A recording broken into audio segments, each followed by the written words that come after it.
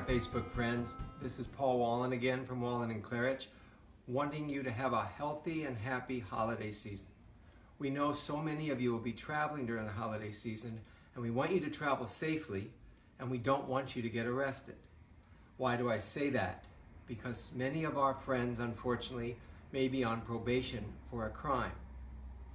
And if you're on probation for a crime, you may not be able to travel to Portland to see your mom or Pittsburgh to see your grandma.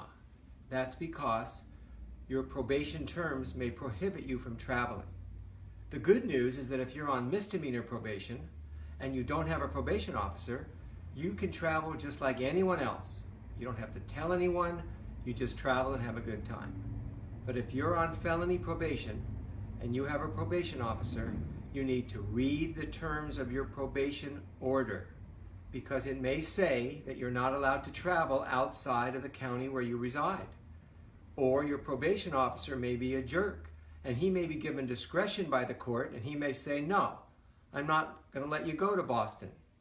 So what do? You only have two choices. If it's in the court order that says you can't travel, then you need to hire us. We can go to court and ask the judge to make an exception to allow you to travel to see your family. Or you could ask your probation officer to make an exception. And sometimes you can call us and we can try to encourage the probation officer to let you travel. That's it.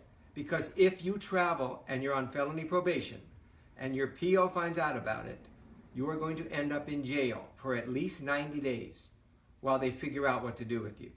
So no matter how good the dinner is and how much fun you're going to have, it's not worth your ass being in jail for 90 days or longer. One other thing you can consider, if you've been on probation for a while, say half the probationary period, you may want to contact us and see if we can modify your probation. Move it from formal to informal probation. No longer have to see that jerk probation officer. No longer have to drug test. No longer have to worry about that stuff. Because if you're on informal probation, you can live your life like every other person who's not on probation. So we want to wish you guys a great, happy Christmas and New Year, and we want you to really enjoy it. But please, if you're on probation, don't risk it. It's not worth it. Have a great time, folks. See you next week. Bye.